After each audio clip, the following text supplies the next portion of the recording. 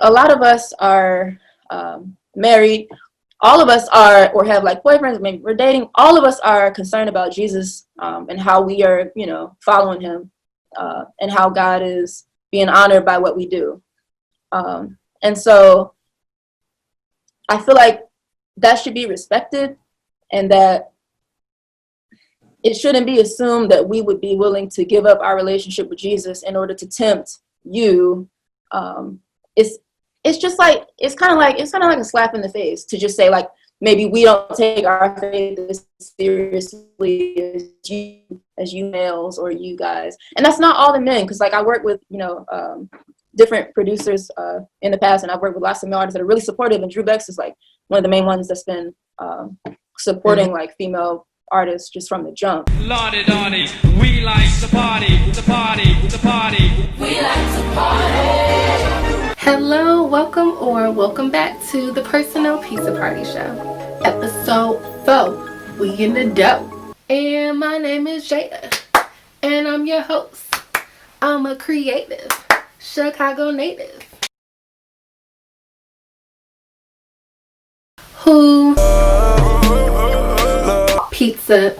If you happen to be a creative of any sort who isn't afraid to get a little personal, this is your show. Every week I bring you a dope conversation with people who work in creative spaces about their lives and what they do, and I hope that you get inspired and maybe learn something. On this episode, I am so excited to introduce the very fire, very skilled, very meta rapper, singer, songwriter, producer, Kay Sade, y'all. Her music is just a vibe, not a vibe. It has many vibes. You may know her from her former group, The New Black. She's been non-stop with her music ever since, and when you hear it, you'll know exactly what I mean. Check this out. I'm out of touch with the masses. Maybe I care if it mattered. Y'all entertaining for status. I'm trying to own all the masses. I'ma be chillin' in my wagon. Dark gray tennis on my glasses. Hot girl, baddie, the baddest. I don't know what all of that is. All the chit chat don't matter. Put it in a hit, no anthem. I think they gon' need more stanzas. I think they gon' need more chances. They will play this game until it's all the same and said and done. Nothing new under the sun. That was my girl Kay doing her thing, but before we get into the conversation with her, you already know I gotta have my co-host. Today, joining me for the show is an absolute banger, y'all. A classic, a cult classic, if you will. Pepperoni pizza from the Screaming Sicilian. This was suggested in the comments, so shout out to one of my subscribers, Fab Chick, for putting me on. This pizza is really good, so I'm about to get in this while y'all get into this episode. So as always, grab yourself a slice wherever you are. This is part 1 with Kay Sade. Enjoy. So you're in Chicago, right? Yes. So up in New Jersey, we're like pizza snobs. Like the only places you can get real pizzas, like New York, New Jersey, Chicago. So I like it. I know, I love pizza, and yeah, I forgot to mention that part. Yeah, like the whole pizza thing, like, because I would have had some too. I just ate lunch, but I would have like got some pizza to like fit with the theme. No, you're fine. Just the first thing I wanted to ask is like, what has the past like 3 months, like, in the midst of the pandemic, look like for you? So I work in New York. So like typically commute. It's like 3 hours a day, 3 or 4 hours a day, just on the trains and the subway, going in from New Jersey, where I live, into Manhattan. So it's like back in March, my husband had scheduled a vacation for the week, I think, before my birthday, which is March 21st, which is where the whole like 3-2-1 comes in. But so he had scheduled a vacation then, and my birthday's coming up, and then all the coronavirus stuff starts happening that people weren't like taking seriously, and were, saying, oh, it's just over in Asia, and it's, we don't have to worry about it. And then my job started sending emails saying, hey, we're like implementing, safety measures and stuff. We're going to start closing down every other day and letting some people come in some days, other people. So then it kind of escalated. So they just sent an email and said, change your plans. The office is closed completely. And so I started working from home. And it's like, thankfully he had like a vacation schedule. So it kind of like we got used to like being home all the time. But that was just weird. I mean, I don't think anybody's like been through this, at least in our lifetime. So, and we're in a very populated area. Like New Jersey is, I think, one of the most densely populated states in the country. So, yeah, we're just like in the house. We're used to going out, going to the beach, going to the park and stuff, and just kind of feeling a little like cooped up. And thankfully, I just like stay on my computer and work on songs anyways. So I always have something to keep me busy. And I'm like an introverted person, so I'm fine like being, in the house all day. But yeah, it's just like being forced to do that and not really having an option to get out it feels a little bit different. And then with all the protests and the George Floyd situation and Breonna Taylor and all the stuff we're hearing now, there was just a guy that was found in Morristown, New Jersey, I think, that was hung from a tree a few days ago. So like just all of that stuff happening, it just felt it feels like a very weird time. And it feels like the social justice stuff is at like another level than it has been before. And everybody's in their house, they're focused on, what's going on. It's like, it's not a lot of entertainment and distraction going on. So I think that kind of amplifies it a little bit. But yeah, personally, it's just been like trying to not, get anxious and trying to focus on praying and staying connected to our church. Because we're still like doing online services and stuff like that.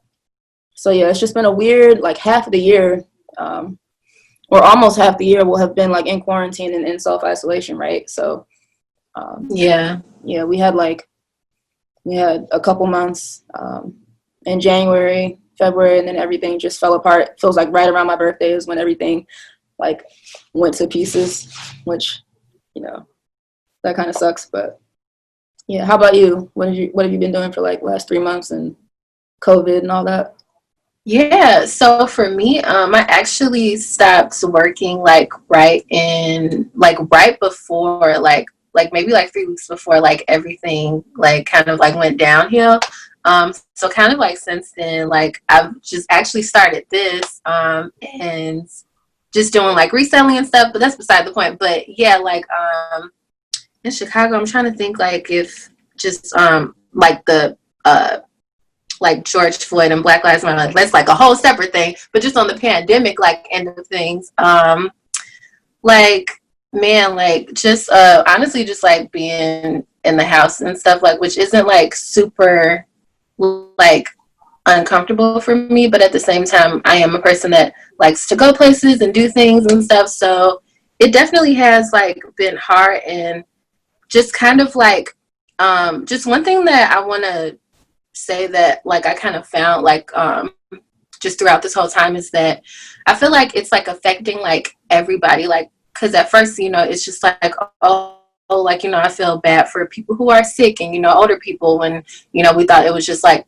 a thing for older people, or like people on the streets and stuff like who like can't like social distance and don't have like certain resources. That's right. But like even though like I'm not suffering like directly from it, like indirectly, like I just definitely like began to feel like affected by just how the world has changed and stuff.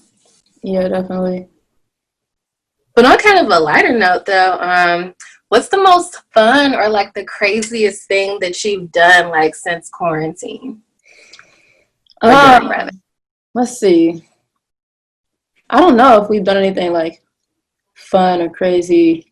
I mean, we shot the music video for the song I did with Dru Bex. That was all like shot in 3 different places. So I shot, well, my husband filmed it in our apartment, and then Dru's wife filmed it in Toronto where they're at, and then my cousin who's dancing in the video, she filmed it over where she's at. Her brother did the videography. So that was kind of like a intense project we were trying to finish and like get out in time, because the single had been out for like a month or so, I think.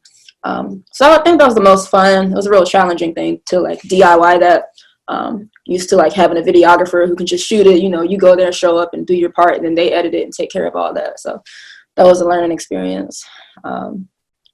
Yeah, I don't think anything like exciting since then. Yeah, I was wondering like how, like if you guys like maybe did that before. Like I kind of felt like maybe it was like during now or whatever. But yeah, that's crazy though. Like just seeing like how people are just being like creative, like even remotely, and just still like, you know, getting work or whatever. Yeah. So just one thing that like really impressed me that I've learned about you, like just since like knowing about your music and stuff, is that you produce a lot of your music. I don't know if you do all of it, but and yeah, and just like in your videos that I've seen on your YouTube channel, like it seems like you really enjoy yourself while you do it. So how long does it typically take to create you know, something that you would like or that you end up writing to? I'll say, so let's see, it can be like a day from like just sitting down and making the beat, and then if the words just kind of come, just at least like laying down the beat and the general like words and stuff. Going back and mixing is like a whole different process, but just like getting the song idea out, maybe like a day. If I'm focused, I get distracted a lot, so I can like kind of work on something and leave it and come back to it. But I think that's better, because then sometimes if you hyper focus too much, then you'll like nitpick and want to be a perfectionist. And then I used to do that and like not get anything done and like not get any songs out. And then I just started, like when you said status quo, that was kind of in my period. I was like, I just have to get some music out. Like I just have to like stop obsessing over everything and just put stuff out that's not perfect, and it might not sound exactly how I wanted to, but yeah, so I think when I'm in that mode and I just kind of want to get something out and not worry about, you know, being perfect, maybe like a day, 2 days. And then for my last project, the 111 EP, maybe a few days a song. Yeah, and I try to keep like a backlog of beat ideas. That way, maybe if I don't have any inspiration right now to like produce, I can just go back onto a beat that I started, never finished, and say, oh, okay, I'll just, you know, work on this instead of having to like start from scratch. That's true. What's a song that you have coming out soon that you're most excited about, or maybe a song that you recently released? Mm-hmm.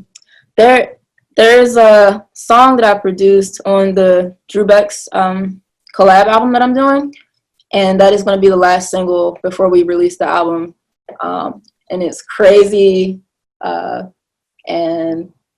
it's named after a movie that's supposed to be coming out, that was supposed to be coming out like on a certain time, but they changed the release date. But I don't know if I'm allowed to like say it yet, or Drew's like gonna text me and say like, no, don't announce it yet. But it's a really popular movie that's supposed to be coming out soon, and the beat is really fun. I made like a kind of like a drill sound to it. I don't know if you're familiar with like UK drill music, in Chicago, like New York drill. But then at the end, there's like a lot of Jersey club influence. So yeah, that's probably what I'm most excited about. And then the recent song called Aurora that came out from the project, people seem to be receiving that one well. So I'm happy like they're enjoying it. Absolutely. Yeah, like I enjoyed it too. I listened to it this morning a couple times. Thank you. I came across a video of your showcase performance at the Legacy Conference here in Chicago. Yeah. 2016 was that? Sorry, which? Was that in 2016? I think so. It was either 2016 or 2017. Can't remember. Okay, because and I was like so upset because I love like going to the Legacy Conference, but I don't go every year. Mm-hmm. And I wish I was there because I would have loved to have seen that in person. But you did it in front of Jackie Hill Perry, Natalie Lauren, Jason, and Thomas J. Terry. And they all had really great things to say. So what was that experience like for you, and just getting their praise too? So that was my first time performing a rap song, I think. I like grew up performing in like orchestra and stuff, and like handbell choir and stuff in high school and college and all that. But so that was kind of like a stressful, but like in a good way, like just wanting to do well. So it was like a mix of that, a mix of kind of realizing, okay, this is like a real thing now, like my music I'm actually performing it, and it kind of makes you feel more like, oh, I'm actually an artist. Like I can actually, you know, say I'm an artist now. But yeah, I mean, I just wanted to do like a creative routine. I know it was a rap competition, so I didn't come out and like bar out. But some of the advice like Natalie gave to us during the boot camps before the show was that, you know, don't feel like you have to write a certain type of song in order to win the competition. Kind of just write what's on your heart. Don't feel like you have to follow a formula for what you're putting out.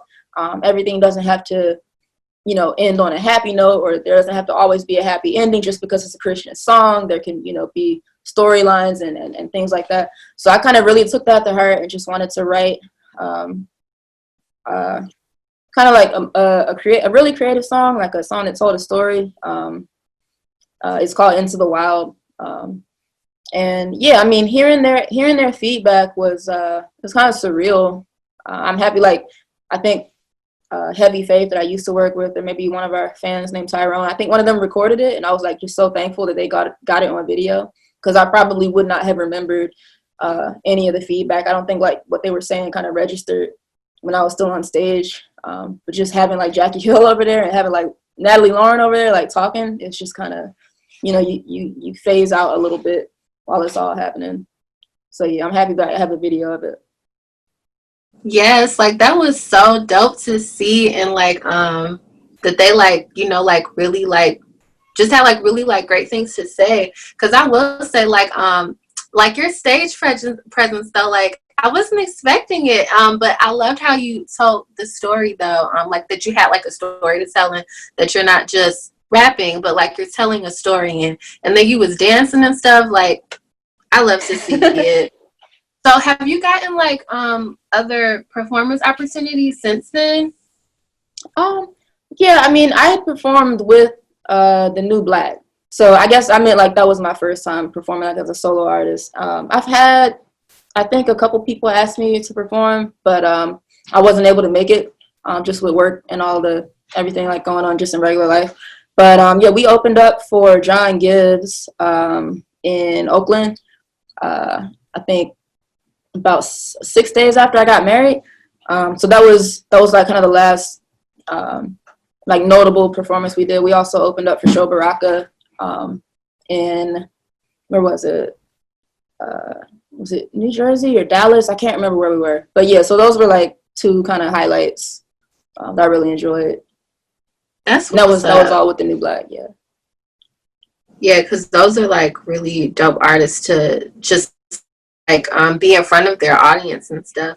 Yeah. So, and speaking of performances, I'm not sure if you recall the Queens United tour from 2015.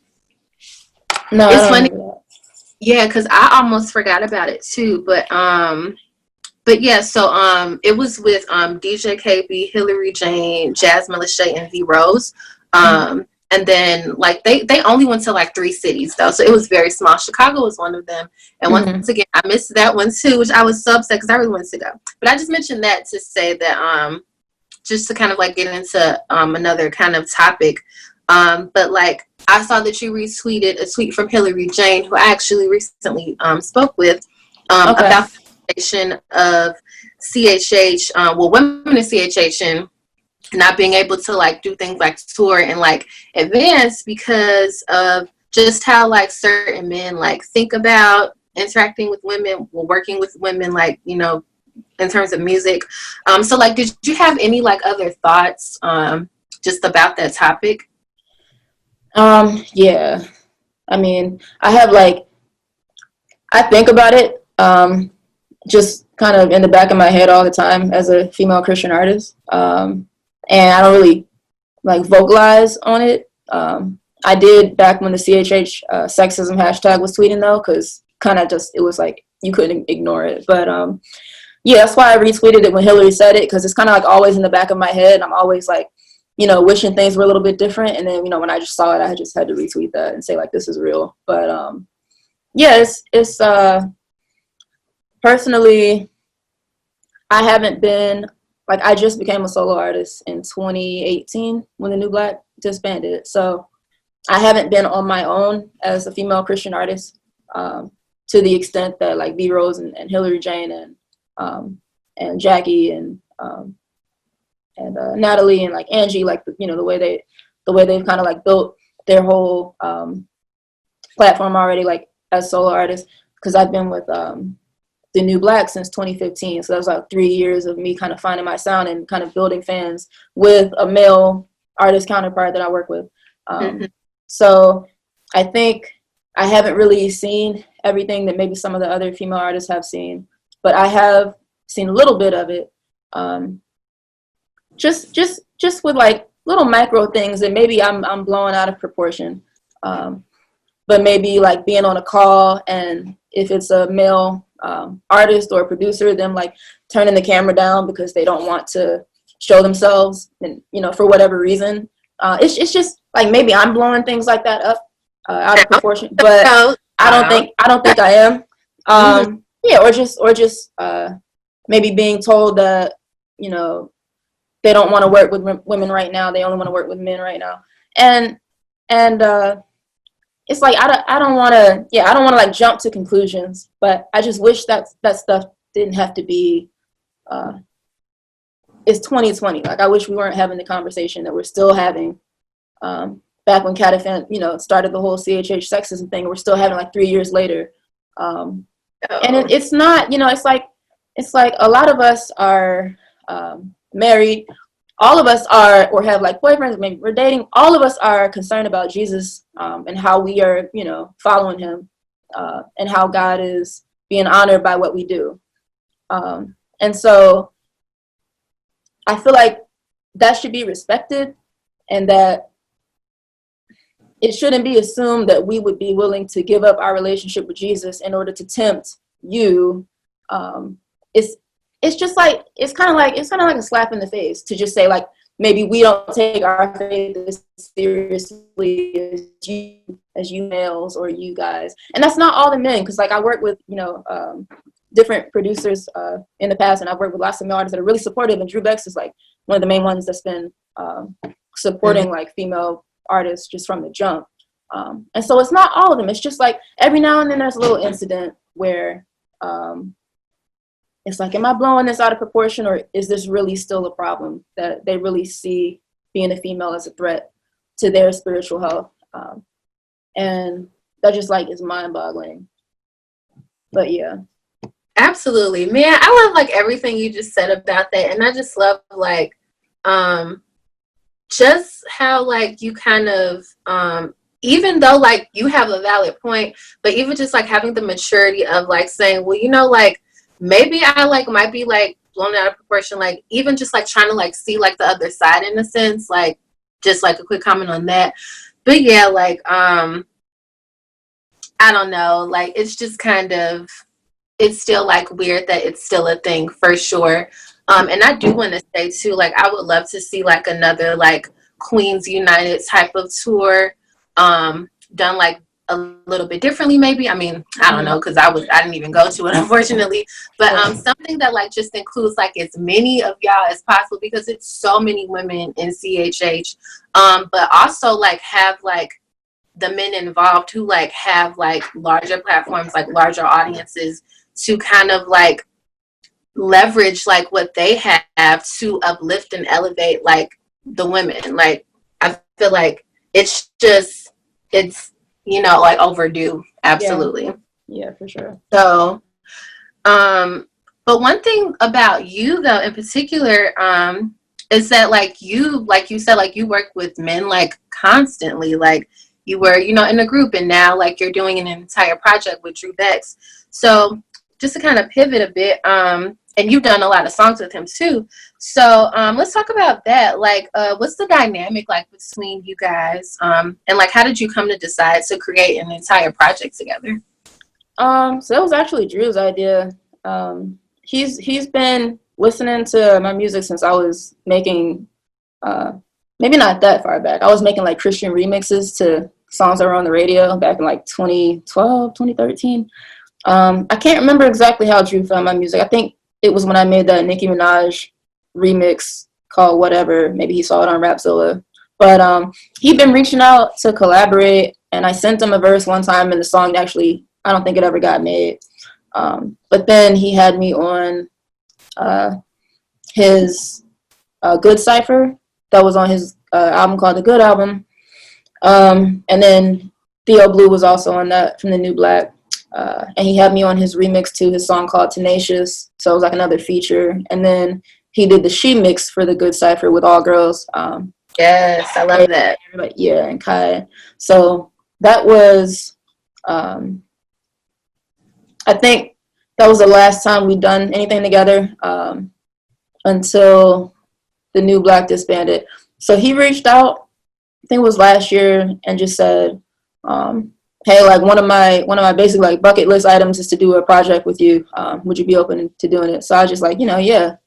I didn't have anything planned for 2020 yet, music wise. So, and then he's also like just one of my favorite CHH artists sonically.